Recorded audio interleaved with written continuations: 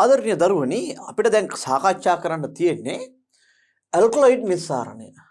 මේ ඇල්කලොයිඩ් නිස්සාරණය කරන එක එච්චරම ලේසි නෑ. හරි? මේකට අපි ටිකක් වෙනස් විදිහේ ක්‍රමවේදයක් පාවිච්චි කරනවා. අපි දන්නවා දරුවනේ මේ ඇල්කලොයිඩ් කියන කෙනා භාෂ්මිකයි. එතකොට මේ ආම්ලිකව දියරවල දැන් භාෂ්මයක් නේ පුතා. භාෂ්මයක් පහසුවෙන් ප්‍රතික්‍රියා කරන ආම්ලයක් එක්ක. භාෂ්මයක් පහසුවෙන් ප්‍රතික්‍රියා කරන ආම්ලයක් එක්ක. එතකොට අපිට මේක මේ ආම්ලික ද්‍රාවකවල නිස්සාරණය කරගන්න එක ලේසි. ඒ කියන්නේ භාෂ්මයක් අම්ලයක් තුලට අද්දවා ගන්න එක ලේසි. ආකර්ෂණයක් තියෙන එතන.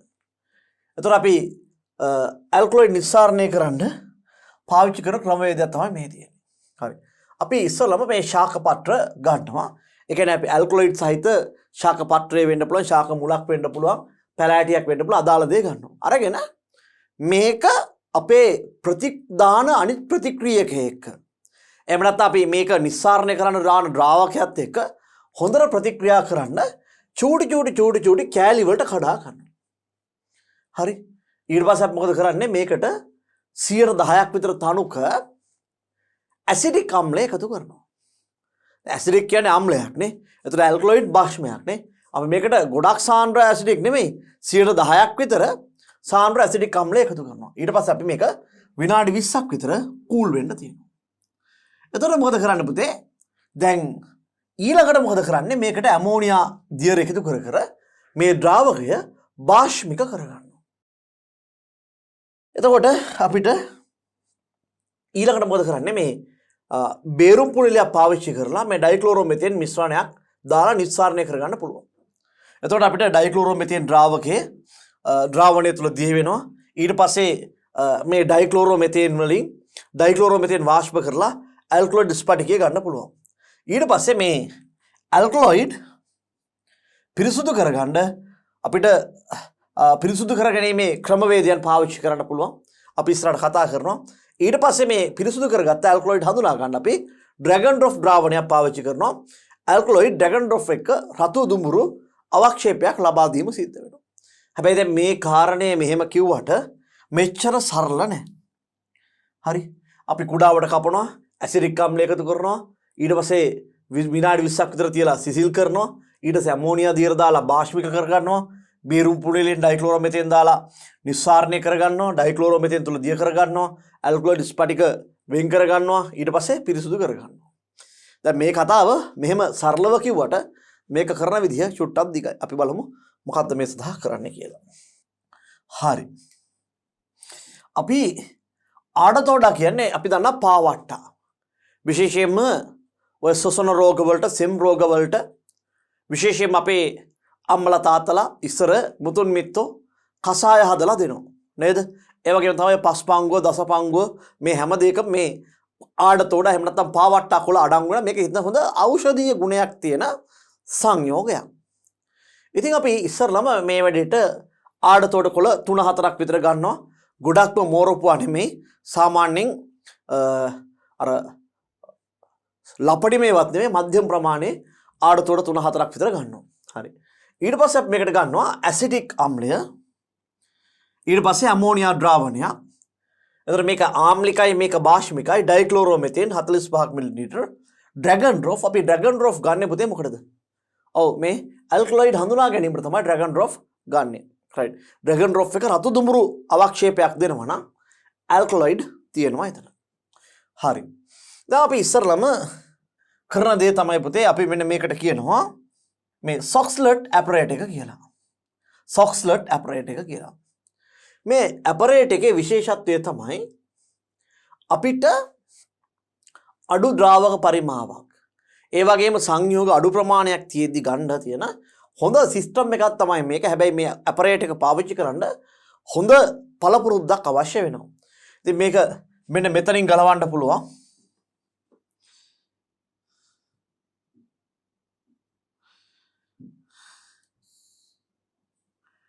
මෙතනින් ගලවන්න පුළුවන්. මේ උඩ තියෙන්නේ කන්ඩෙන්සර් එකක් තියෙන්නේ. හරි. මෙතන උඩ තියෙන්නේ කන්ඩෙන්සර් එකක් තියෙන්නේ. එතකොට අපි තුනී ස්තර වර්ණ රේඛ ශිල්ප කඩදාසිය විශේෂයෙන්ම මේ තියෙන සංයෝගය මොකක්ද කියලා හඳුනා ගන්න තමයි අපි මේ thin layer chromatography sheet එක පාවිච්චි කරන්නේ. මේක තමයි අපි මේ කියන මේ Soxhall apparator කියලා.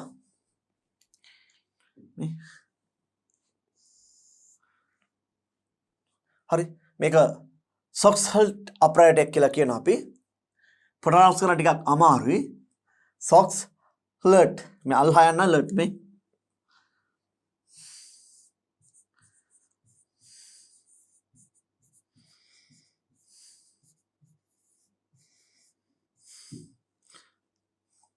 Soxhall මේ අල්ලකුරු දෙකක් එක ළඟ තියෙනවා ප්‍රොනවුන්ස් කරන ටිකක් අමාරුයි. පෙරහන් කඩදාසි මේකට රවුම් අඩි ප්ලාස්කෝ කියන මත වටාඩි ප්ලාස්කෝ කියලා කියනවා. දැන් මේකේ විශේෂත්වය තමයි පුතේ මෙන්න මෙතන තියෙනවා පොඩි තිම්බල් එකක්. මේ තිම්බල් එකට මෙන්න මෙතන අපිට තියන්න පුළුවන් හැකියාව තියෙනවා.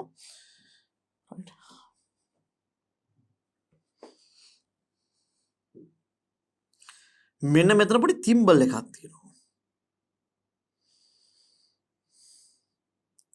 මෙන්න මෙතන පෙරදහම් කඩදාසියක් තියලා අර අපේ ආඩතෝඩා කොටස් ටික මෙන්න මේකට දාන්න පුළුවන්. හරි. රයිට්. මෙන්න මේ ටියුබ් එකට අපි කියන රිටර්න් ටියුබ් එක කියලා. අපි ගත්තොත් එහෙම මෙන්න අපිට හැදෙන ද්‍රාවණය මෙන්න මේ රිටර්න් ටියුබ් එක ඔස්සේ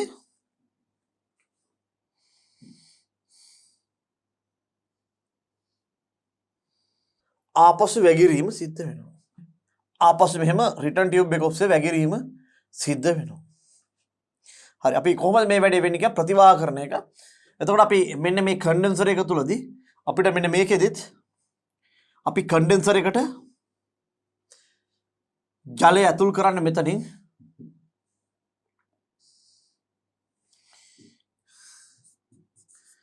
මේකේ ජලය ඉවත් වෙන්නේ මෙතනින් මෙන්න මේ උඩ කොටසට අපි සමස්ත කොටසට අපි කියනවා මෙන්න මේ සම්පූර්ණ කොටසට අපි කියනවා කන්ඩෙන්සර් එක කියලා.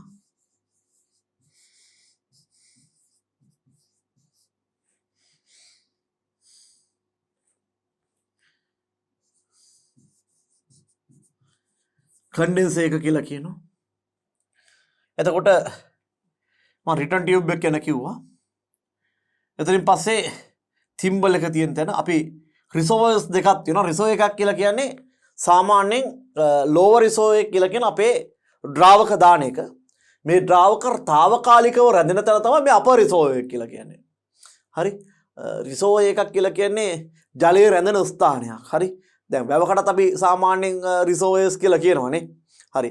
ඒ වගේ ජල ද්‍රව රැඳෙන ස්ථානයක් තමයි මේ අපර් රිසර්වර් මෙන්න මේක ලෝවර් රිසර්වර් එක උඩ අපර් රිසර්වර් එක කියලා කියන්නේ. අපි කොහොමද මේ වැඩේ වෙන්නේ කියලා බලමු ඊළඟට. හරි. අපි ඉස්සරළම මේකේ පාවිච්චි කරන සිද්ධාන්තය බලන්න හොඳට අහන්න මේ ප්‍රැක්ටිකල්ස් තුනෙන්ම අපෙන් අහනවා මොකද්ද මේකෙදි පාවිච්චි කරන සිද්ධාන්තය එහෙම නැත්නම් තියරි එක කියලා. මේකෙදි පාවිච්චි කරන තියරි එක තමයි සොක්ස්ලට් උපකරණය මේ අල්හයනකුත් මෙතන නිකන් තියෙන නිකන් සොක්ස්ලට් කියලා මම පෙන්නනවා ඔබට SOX HELT සොක්ස්ලට් උපකරණ ආධාරයෙන් ද්‍රව්‍යතාව අඩු ද්‍රව්‍යයක ඒ කියන්නේ දිය වෙනවා අඩු ද්‍රව්‍යයක සාන්ද්‍ර නිස්සාරකයක් කුඩා ද්‍රාවක පරිමාවක් භාවිත කොට ලබා දෙනවා. රයිට්. එතකොට ඇල්කලොයිඩ් කියන කෙනා ජල ද්‍රව්‍යතාව අඩුයි. ඇල්කලොයිඩ් කියලා කෙනා ගත්තොත් එහෙම මේ ඇල්කලොයිඩ් වල ජල ද්‍රව්‍යතාව අඩුයි.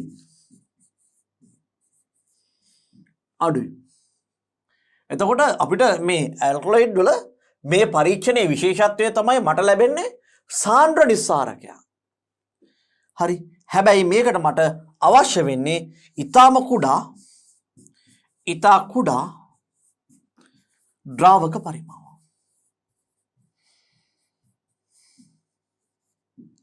ඉතා කුඩා ද්‍රාවක පරිමාවක් තමයි අපිට මේ සඳහා අවශ්‍ය වෙන්නේ. පැහැදිලි මං හිතන්නේ. එතකොට අපි ඉස්සරම කරන දේ තමයි ආඩතෝඩා කොළ අපි සිහින්ව කැබලි වලට කපා ගන්නවා. හරි. එතකොට අපි මොකද කරන්නේ? මේ සිහින්න කබාගත් ආඩතෝඩා කොළ ටික හරි අපිට පුළුවන් පෙරහන් කඩදාසියක ආධාරයෙන් ගොටුවක් හදලා ඒ ගොටුව ඇටවුම තුල තියන්න. අපි ගත්තොත් මෙන්න මෙතන තමයි මේ තිම්බල් එක කියලා කියන්නේ. මේ තිම්බල් එක මෙන්න මේ තිම්බල් එකේ අපි මෙහෙම පෙරහන් කඩදාසියක් තියලා මේ තැඹිලි පාට පෙරහන් කඩදාසියක් තියලා මම මගේ ශාක කොටස් මෙන්න මේක තුල මෙහෙම රඳවනවා. ශාක ආඩතෝඩා කොළ ටික මෙන්න මේක තුල රැඳවීම කරනවා. ඊට පස්සේ මම වටාඩි පාසුවට ඇසිටික් අම්ලය මිලිලීටර් 50ක් විතර අරගෙන රයිට් ඇටෝම සකස් කරනවා.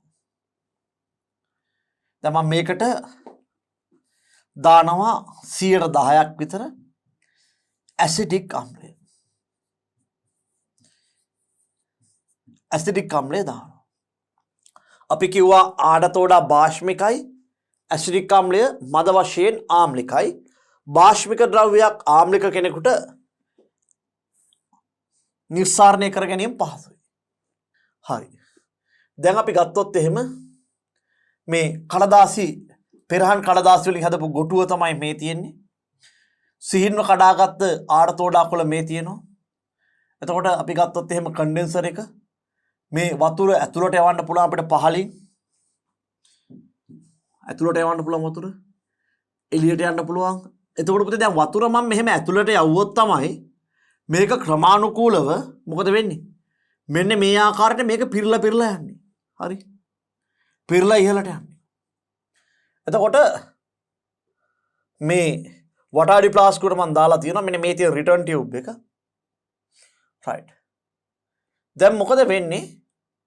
මේ රිටර්න් ටියුබ් එකේ පාත් එක ටිකක් අමාරුයි. ඒක නිසා මෙන්න මෙයාගේ වාෂ්පය ගොඩක් වෙලාවට යන්න බලන්නේ.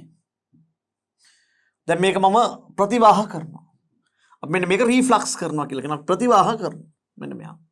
මේක ප්‍රතිවාහ කරද්දී දැන් මේකෙන් හැදෙන දුමාරය නැත්නම් අපි මේ ඇසිඩික් අම්ල වාෂ්පය මෙහෙම යන්න බලනවා. මේකෙදි වාෂ්ප පිරিলা මේ වාෂ්පය මේක කූල් වෙලා මෙන්න මෙහෙම වැగిරෙනවා. වැසිලා මෙන්න මේ රිටර්න්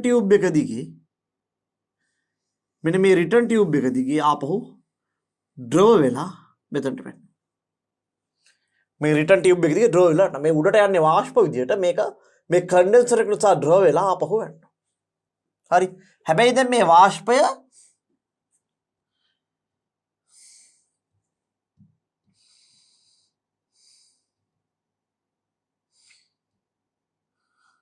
මේ වාෂ්පය මෙන්න මේ තිම්බල් එකේ තියෙන ආඩතෝඩත් එක්ක වැදිලා ආඩතෝඩාවල තියෙන ඇල්කලොයිඩ් මේ උණුසුම් ඇසිඩික් අම්ලය උරා ගන්නවා. එතකොට ඇසිඩික් අම්ලය ඇල්කලොයිඩ් දිය කරගෙන තමයි උඩට යන්නේ.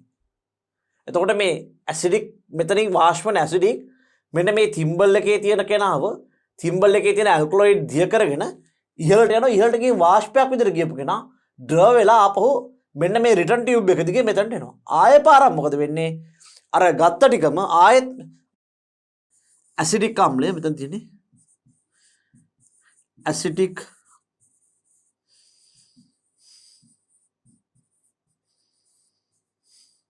මේ ඇසිඩික් අම්ල ද්‍රාවකේ ආයෙ පාරක් අර කලින් විදිහටම ගිහිල්ලා මෙන්න මේ තිම්බල් එකේ තියෙන ආඩතෝඩා වලින් ඇල්කලොයිඩ් උරාගෙන වාෂ්පය දිරෙනවා. වාෂ්පය ද්‍රව වෙලා මෙන්න මේ පාර දිගේ ආපහු මෙතන උඩට යන්නේ වාෂ්ප. ආපහු එන්නේ ද්‍රව. මේ ද්‍රවය මේ තිම්බල් එක දිගේ ආපහු මෙතනට වැටෙනවා. හරි. දැන් මේ ක්‍රියාවලිය කිහිප වතාවක් කරනවා. මේ වාෂ්පය මෙතන වැදිලා උඩදී ඝන වෙලා ආපහු මෙතනට වෙනවා. මෙහෙම හිතන්නකෝ. මේකේ වාෂ්පය මෙතන වැදිලා වාෂ්ප උඩට ගිහිල්ලා ඇල්කලොයිඩ් විදියකට උඩට ගිහිල්ලා ආය පාරක් ද්‍රව විදියට රිටර්න් වෙනවා. මේක තමයි සිද්ධ වෙන්නේ. කන්ඩෙන්සරයෙන් සිද්ධ කරන්නේ මේ ඇසිඩික් අම්ල ඇල්කලොයිඩ් දිය වෙච්ච ඇසිඩික් අම්ල වායුව ඇල්කලොයිඩ් දිය වෙච්ච ඇසිඩික් අම්ල වායුව ඝන කරන එක. රිටර්න් ටියුබ් එකෙන් වෙන්නේ ඇසිඩික් ඇල්කලොයිඩ් දිය කරගත්ත ඇසිඩික් අම්ලය ආපහු මෙන්න මේ වටාඩි ප්ලාස්කුව තුලට එන එක. හැබැයි ආව ගමන් ආයෙත් රත් වෙලා මේක උඩට යනවා. මේ ක්‍රියාවලිය දැන් මේ රූපයෙන් විස්තර කරන්න චුට්ටක් අමාරුයි. හරි ඔබට පුළුවන් නම් YouTube එකේ වීඩියෝ එකක් බලන්න. එතකොට ඔබට අවබෝධයක් ගන්න පුළුවන් මේ සොක්ස් හෙල්ත් උපකරණය කොහොමද පාවිච්චි වෙන්නේ කියන එක. එතකොට පුතේ අපි මේක විනාඩි 20ක් විතර ප්‍රතිවාහ කරද්දී වටාඩි ප්ලාස්කුවේ තියෙන මේ ඇසිඩික් අම්ලය ක්‍රමානුකූලව අර ආඩතෝඩාවල තිබ්බ ඇල්කලොයිඩ් උරාගෙන කොළ පැහැයට හැරෙනවා. ඉතින් මේක විනාඩි 20ක් විතර කරද්දී අපිට මේ කොළ පැහැට ටික වැඩි වෙන බවක් අපිට පේනවා. එතනින් පස්සේ විනාඩි 20ක් විතර යද්දී මේක තවදුරටත් කොළ පාට වැඩි වෙන්නේ නැති ගතියක් අපිට පේනවා. එතකොට මොකද කරන්නේ මේ මිශ්‍රණය කාම උෂ්ණත්වයට සිසිල් කරලා මේකට ඇමෝනියා එකතු කරලා බාෂ්පික කරනවා. දැන් අර රස්නේ තියෙද්දිම අපි ඇමෝනියා දැම්මොත් ඇමෝනියා වාෂ්ප වෙලා යනවා. ඒක නිසා ඇසිඩික් අම්ලයේ සාමාන්‍ය එච්චර වාෂ්ප වෙන්න බලන්නේ නැහැ. අපි මොකද කරන්නේ මේක කාමර උෂ්ණත්වයට පත් වුණාට පස්සේ ඇල්කලොයිඩ් දිය වෙච්ච ඇසිඩික් අම්ලය කාමර උෂ්ණත්වයට සිසිල් වුණාට පස්සේ අපි මේකට දානවා ඇමෝනියා ද්‍රාවණයක් දාලා බාෂ්පික කරනවා. අපි මේක මතක තියාගන්නවා රනිල් බාස් කියලා. බාසුන් නෑ කෙනෙක් හිටියලු රනිල් කියලා. හරි රනිල් බාස්. හරි රතු ලිට්මස් නිල් පාට කරනවා නම් බාෂ්මිකයි. හරි රතු ලිට්මස් රනිල් බාස් රතු ලිට්මස් නිල් පාට කරනවා නම් බාෂ්මිකයි. අපිට කෙටියෙන් මතක තියාගන්න. එහෙනම් මේ ද්‍රාවණයට දාලා මේක දැන් ඇසිඩික් අම්ලයේ ඇමෝනියා දැම්මට පස්සේ බාෂ්මික වුණාද කියලා බලන්න රතු ලිට්මස් කෑල්ලක් දාලා අපි බලනවා මේක නිල් පැහැයට හැරෙනවද කියලා. එහෙනම් මේක රනිල් බාෂ් වෙනවා නම් රතු ලිට්මස් නිල් පාට වෙනවා නම් අපිට කියන්න පුළුවන් බාෂ්මිකයි කියලා. දැන් අපි ළඟ තියෙන්නේ බාෂ්මික ඇල්කලොයිඩ් ද්‍රාවණය. හරි. අපි දැන් මොකද කරන්නේ? මෙන්න මේ ඇසිඩික් අම්ලය සහ ඇමෝනියා දාලා ඇල්කලොයිඩ් හදාගත්ත ද්‍රාවකය ඔන්න මල් ළඟ තියෙනවා.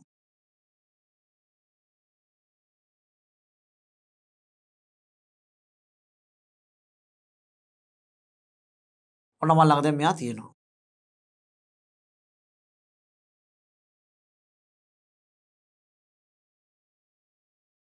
මේක සාමාන්‍ය ටිකක් කොළ පැහැයට හුරු බවක් තියෙන්නේ. right දැන් මම ගන්නවා ඩයික්ලෝරෝමෙතේන්. ඩයික්ලෝරෝමෙතේන් කියලා කිව්ව කෙනාගේ පුතේ ලක්ෂණ කිහිපයක් තියෙනවා. මෙන්න මේ DCM කියන කෙටි නමින් හඳුන්වන CH2Cl2 මේක අවර්ණ ද්‍රාවණයක්. මෙයා මධ්‍යම ද්‍රාවකයක්. මෙයා මධ්‍යම ද්‍රාවකයක්.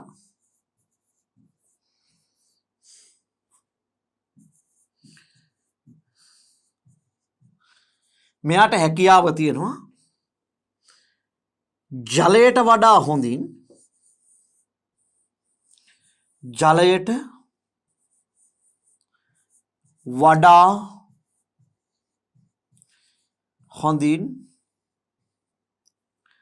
ඇල්කලොයිඩ් දිය කරන්න.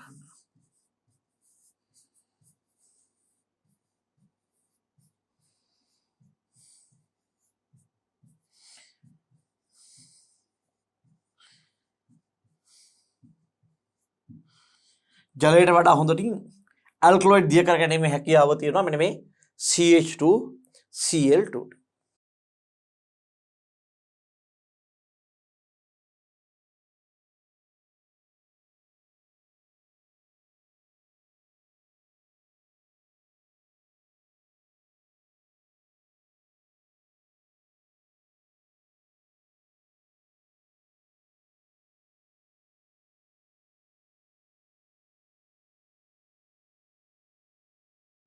දැන් මම මේ පරීක්ෂණයට ගත්ත ඩයික්ලෝරෝමෙතේන් මිලිලීටර් 45. මේ ඩයික්ලෝරෝමෙතේන් මිලිලීටර් 45 පුතේ කොටස් තුනකට බෙදා ගන්නවා. එහෙනම් එක කොටසක් කීයද වෙන්නේ? මිලිලීටර් 15යි. මිලිලීටර් 15 ඩයික්ලෝරෝමෙතේන් DCM කියන කෙට් නමින් හඳුන්වනවා. දැන් මේක කොළ පැහැට ද්‍රාවණයක්.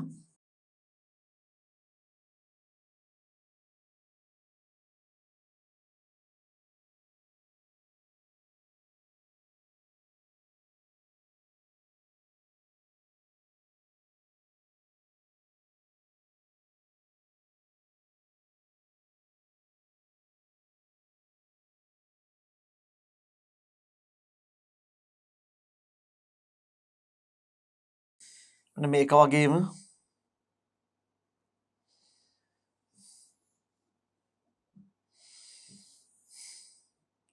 තුනක් තියෙනවා. මේ ඩයික්ලෝරෝමෙතේන් මිලිලීටර් 15 3 දෙනෙක් ඉන්නවා. මම මෙන්න මේ එක ඩයික්ලෝරෝමෙතේන් කෙනෙක්ව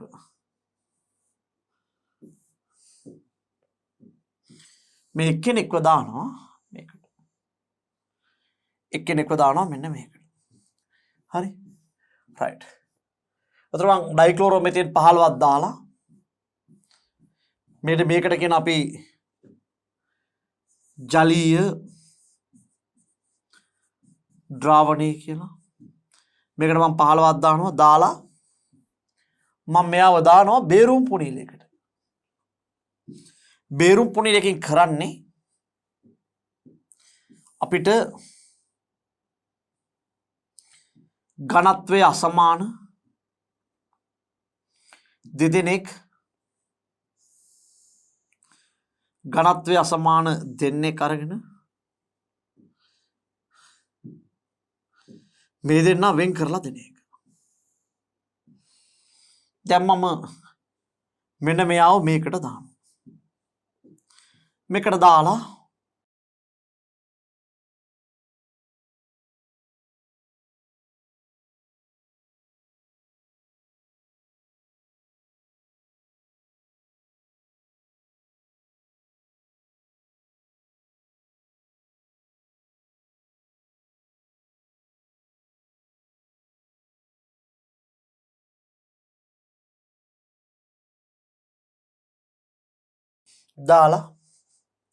මම දැන් මේ තියෙන්නේ අර ඇල්කලොයිඩ් දිය කරගත ජලීය ද්‍රාවණය.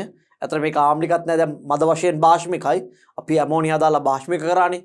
දැන් මෙන්න මේක අපි දාන බේරුම් පුඩියලකට දාලා මේක මේ ආකාරයට ඔහම හිමීට කලවම් කරනවා. හැබැයි මේක හයියෙන් කලවම් කරොත් මොනවද හැදෙන්නේ? තෛලෝදය තෙල් එකක් වගේ හැදෙන්න පුළුවන්. ඒ නිසා මම එහෙම කරන්නේ නැහැ. තෙල් එකක් හැදුනොත් මේ ප්‍රතිඵල ඔක්කොම වෙනස් වෙනවා. ඒ නිසා මම මේක ක්‍රමානුකූලව කලවම් කිරීම කරනවා. දැන් ක්‍රමානුකූලව කලවම් කරාම මේකේ ස්තර දෙකක් හැදෙනවා. හරි. මේකේ පල්ලෙහාට එනවා ඇල්කලොයිඩ් දිය වුණු ඇල්කලොයිඩ් දිය වූ ඩයික්ලෝරෝමෙතේන් උඩ ඉතුරු වෙනවා ජලීය ද්‍රාවණය. මම මොකද කරන්නේ? දැන් මෙන්න මේ ටැප් එක ඇරලා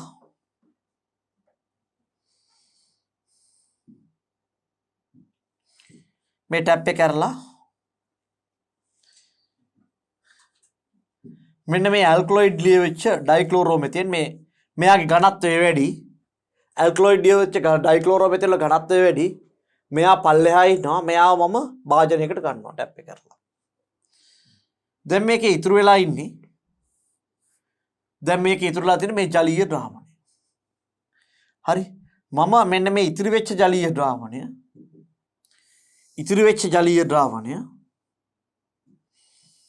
මොකද කරන්නේ? ඉතිරි වෙච්ච ජලීය ද්‍රාවණය වෙනම බීකරයකට ගන්නවා. හරි. ඊට පස්සේ මොකද කරන්නේ? මේකට මම අලුත් දැන් මේකේ තියෙන ජලීය ද්‍රාවණය දැන් මේක ස්තර දෙකක් තිබ්බා ඇල්කලොයිඩ් දියවෙච්ච ඩයික්ලෝරෝමෙතේන් එකකට ගත්තා. ඉතිරි වෙච්ච ජලීය ද්‍රාවණය මට අවශ්‍ය නම් මම මෙහෙම කරනවා. හරි. මෙහෙම ගන්න ඕනෙත් නෑ නේ. මම ඉතිරි වෙච්ච ජලීය ද්‍රාවණය මම මෙන්න මේ බේරුම් පුඩිලෙම තියන්නම්. ජලීය ද්‍රාවණය බේරුම් පුඩිලෙම තියනවා. බේරුම් පුඩිලෙම තියෙද්දි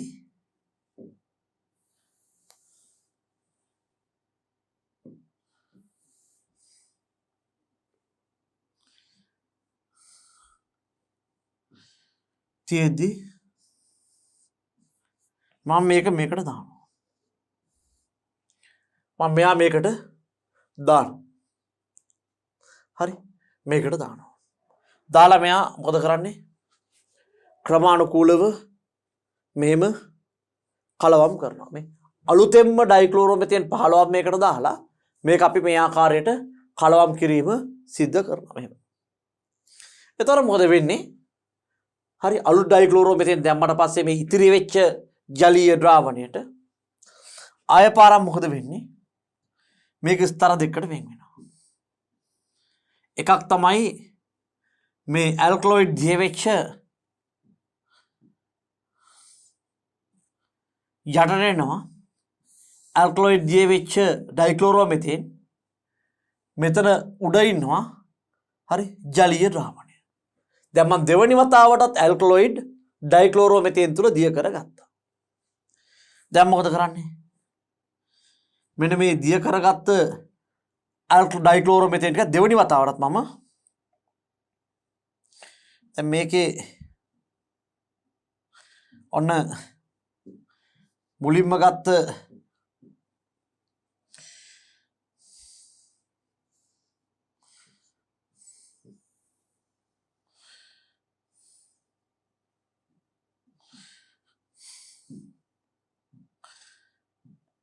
ඩයික්ලෝරෝමෙතේන් තියෙනවා.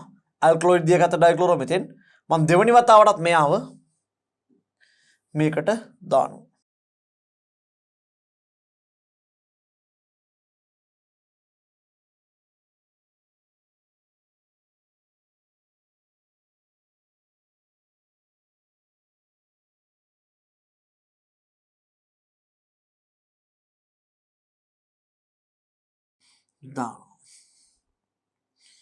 දැන් මේ තියෙන ඇල්කලොයිඩ් දියවෙච්ච ඩයික්ලෝරෝමෙතේන් දැන් මම මේ දෙවනි වතාවටත් දිය කරගත්තා.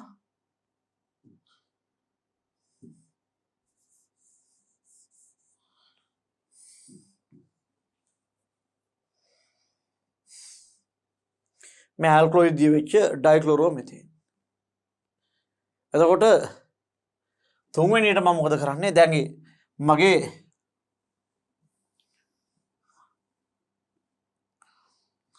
ඩයික්ලෝරෝමෙතේන් ඉවරයි. මම මෙයාව මේකට දානවා.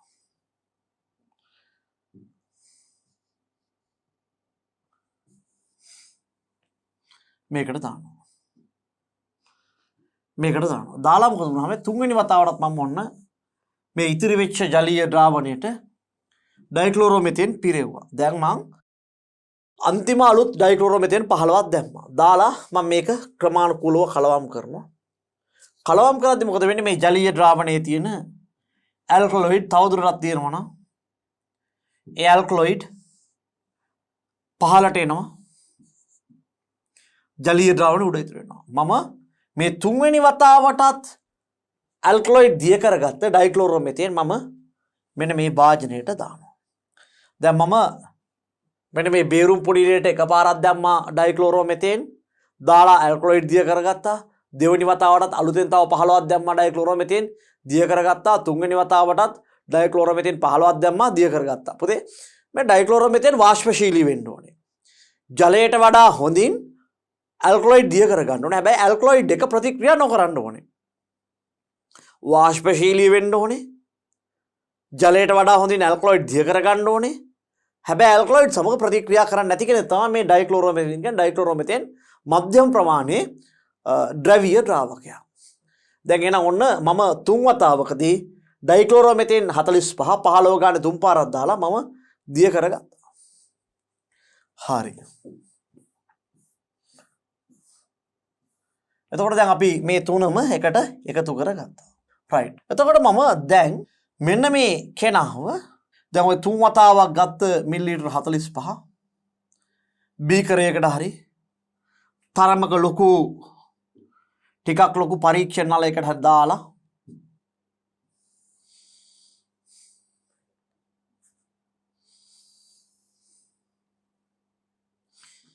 මේකට මම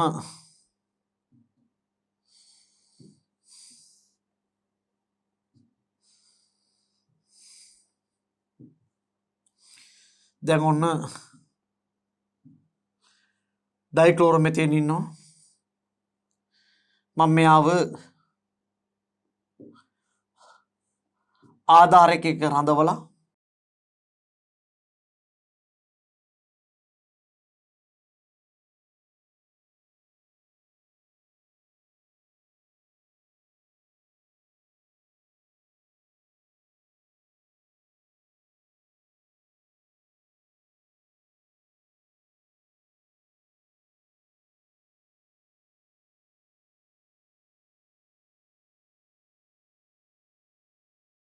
මේක ඔබනවා ජලතාපකයක.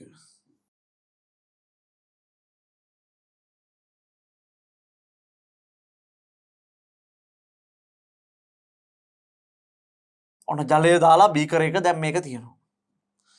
තියලා මම මොකද කරන්නේ? මන්තෙකුත් අරගෙන මේක මන්තනය කර කර අපි මෙයාව රත් කරනවා. රත් කරද්දී මේ රත් වෙන වාෂ්පය අයින් කරන්න අපි විශේෂයෙන් පාවිච්චි කරනවා මෙන්න මේ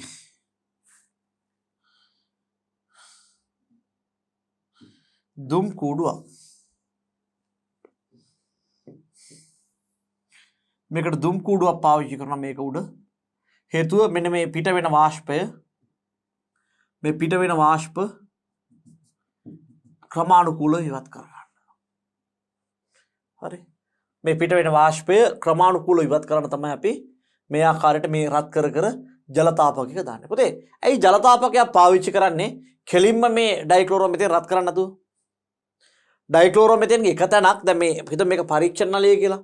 මම මෙන්න මෙතන බන්සන් දැල්ලකට ඇලුවොත් මේ අල්ලන ස්ථානයේ විතරක් ජවලනාංකයටපත් වෙලා මේක සම්පූර්ණයෙන් ගිනි ගන්න පුළුවන්. ඒක නිසා එක ස්ථානයක් ජවලනාංකයටපත් වීම වැළක්වලා මෙන්න මේ පරීක්ෂණ නලය පුරාවටම ඒකාකාරව උෂ්ණත්වය බෙදා හරින්න තමයි අපි ජලතාපකයක් දාලා මන්තනය කරන්නේ.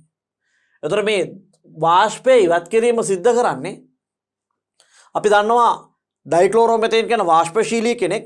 මේ වාෂ්පශීලී කෙනෙක්ගේ වාෂ්පය මෙන්න මේ බන්සන් දැල්ලත් එක්ක එකතු වෙලා මේ බන්සන් දැල්ලෙන් මේ වාෂ්පය ගිනි ගන්න ගත්තොත් මේ පද්ධතියම ගිනි ගැනීමට ඉඩකඩ තියෙනවා. දැන් මොකද වෙන්නේ? ඇල්කලොයිඩ් ඉතුරු වෙලා වාෂ්පලා යනවා කවුද? ඩයික්ලෝරෝමෙතේන්. අපි ළඟ දැන් ඉතුරු වෙන්නේ ඇල්කලොයිඩ් විතරයි. එතකොට මේ ඇල්කලොයිඩ් අපිට හඳුනා ගැනීම සඳහා විශේෂයෙන්ම තුනී ස්තර වර්ණරේඛ ශිල්පය එහෙම නැත්නම් thin layer chromatography කියන එක පාවිච්චි කරන්න පුළුවන්. මම ඉස්සරහට විස්තර කරන්න මොකද්ද මේ thin layer chromatography කියලා කියන්නේ. අපිට සංරචක හඳුනා ගැනීමේ ක්‍රමවේදයක්. එතකොට සාමාන්‍යයෙන් අපිට විශේෂයෙන්ම ද්‍රාවක මිශ්‍රණයේ විදිහට ඩයික්ලෝරෝමෙතේන් සහ මෙතනෝල් 8.2 මිශ්‍රණයක් අරගෙන අපිට මේ තුනී ස්තර වර්ණරේඛ ශිල්පය කරන්න කියලා කියනවා. 8.2 මිශ්‍රණයක් විදිහට අරගෙන ඩයික්ලෝරෝමෙතනුයි මෙතනෝලුයි දෙකට අරගෙන. පුතේ මේ ඩ්‍රැගන් ඩ්‍රොප් මගින් අපිට ඇල්කලොයිඩ් පරීක්ෂා කරන්න පුළුවන්. ඇල්කලොයිඩ් මේ ඩ්‍රැගන් ඩ්‍රොප් ද්‍රාවණයත් එක්ක රතු දුඹුරු වර්ණයක් ලබා දෙනවා නම් හරි ලබා දෙනවා නම් විශේෂයෙන්ම මේ අපිට කියන්න පුළුවන් ඇල්කලොයිඩ් තියෙනවා කියලා. එහෙම නැත්නම් අපි ඔය තුනී ස්තරයක් හදාගෙන thin layer එකක් මම thin layer එක හදන හැටි ඉස්සරහට කියලා දෙන්නම්. මේ thin layer එක අයඩින් ද්‍රාවණය බඳුනක තිබ්බට පස්සේ අපිට විවිධ වර්ණවත් ලප තියෙනවා නම් ඒත් අපිට අනුමාන කරන්න පුළුවන් මේකේ ඇල්කලොයිඩ් තියෙනවා කියලා. දැන්ට හිතන්න එපා මේ තුනී ස්තර වර්ණරේඛ ශිල්පය කියන්නේ මොකක්ද කියලා. ඒක අපිට ද්‍රව්‍ය හඳුනා ගන්න තියෙන ක්‍රමයක් කියලා විතරක් මතක තියාගන්න. හරි. එතකොට අපි ගත්තොත් එහෙම ඇල්කලොයිඩ් මිශ්‍රණය තුනී ස්තර වර්ණයක ශිල්ප කඩදාසියකට තියලා අපිට RF අගය කියලා අගයක් ගන්න කරන්න පුළුවන්. මේක මෙහෙමයි කරන්න පුතේ. දැන් ඔන්න මෙහෙම ඔය තුනී ස්තරයේ තියෙන තින් ලේයක මම මෙහෙම පැන්සල් ඉරි දෙකක් ඇඳගෙන මට හඳුනා ගන්න අවශ්‍ය කෙනා ඉන්නවනේ. හඳුනා ගන්න අවශ්‍ය කෙනාගේ ලප දෙකක් විතර මෙහෙම තියෙනවා. තියලා මෙන්න මෙයා ඔබනවා මම. මෙයා ඔබනවා මම ද්‍රාවක මිශ්‍රණයක. හැබැයි ද්‍රාවක මිශ්‍රණේ පෙඟෙන්න තියන්නේ මෙන්න මේ වගේ කොටසක්. මේ අර පැන්සල් ඉර පෙඟෙන්න තියන්නේ. මම මේකට දානවා යනට අර මගේ ද්‍රාවක මිශ්‍රණය.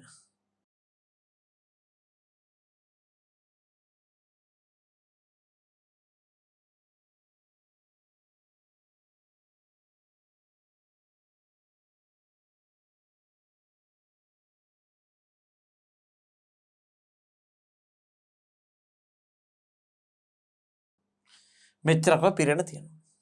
හැබැයි පැන්සල් ඉර ගෑවෙන්න දෙන්නේ නැහැ. දැන් මම ටික වෙලාවක් යද්දි මෙන්න මේ ස්තරය මේ ලේයර් එක පෙඟෙන්න ගන්නවා. හරි. මේ ලේයර් එක නිකන්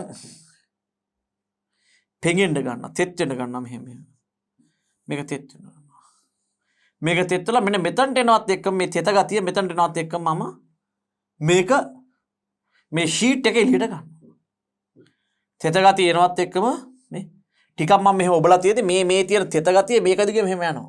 මේ තෙත ගතිය මෙන්න මේ උඩ පැන්සල් ළඟට එද්දිම මම මොකද කරන්නේ?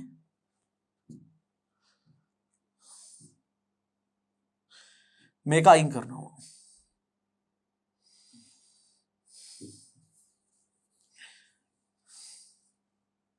මේක අයින් කරනවා.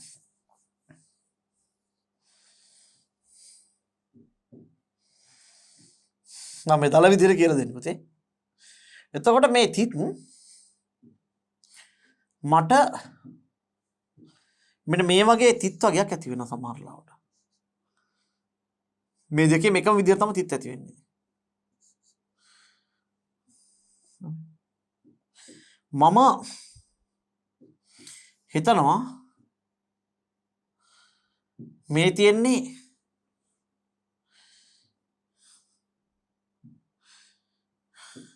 මෙන්න මේ කඩඉරි තියෙන්නේ පළවෙනි සංරචකය නිසා කියලා. ඒ වගේම මෙන්න මේ තියෙන්නේ දැන් මෙන්න මේ ඇල්කලොයිඩ් මිශ්‍රණය තිබ්බ දෙවෙනි සංරචකය නිසා කියලා. මේකේ RF වගේ කියලා කියන්නේ මට පළවෙනි සංරචකයේ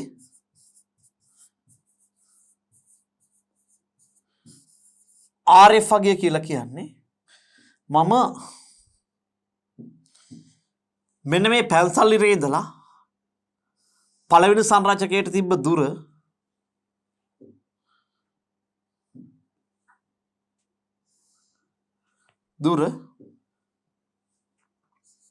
මම x කිව්වොත් මේක බෙදනවා මම මෙන්න මේ පැන්සල් ඉරි දෙක අතර දුර.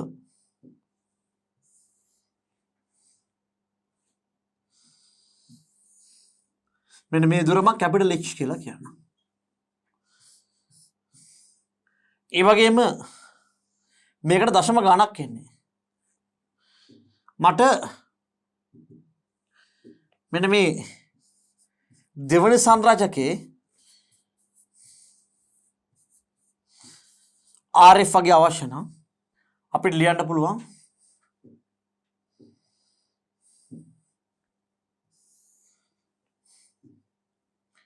මේක